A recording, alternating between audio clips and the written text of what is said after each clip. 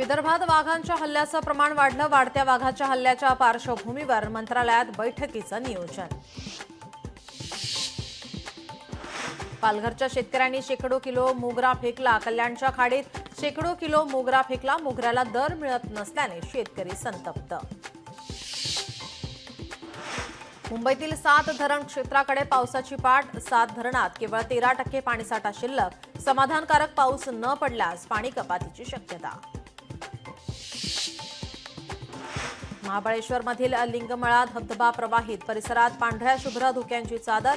महाबळेश्वरमध्ये पर्यटकांची गर्दी. मुंबई पालिकेसमोर 5 दिवसात नालेसफाईचं आव्हान. अद्याप 76% नालेसफाई पूर्ण.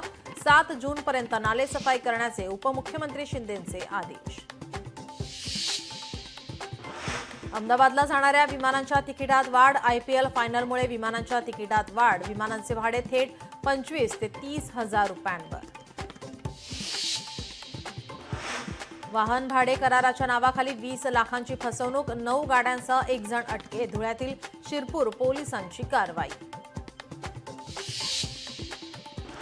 जालन्यात बेपत्ता असलेल्या 3 मुलांचा मृत्यू. 3 मुलांचा शेततळ्यात बुडून मृत्यू. मुलं मंदिरात दर्शनासाठी गेले मात्र घरी परतलेच नाही.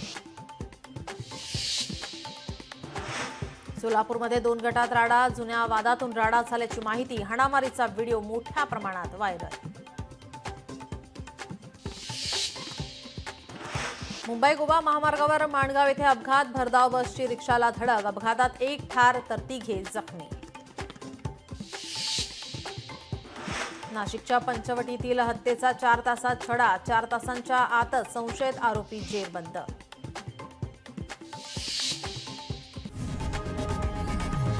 लोकशाही मराठी ऐका, पहा, जागरूक रहा.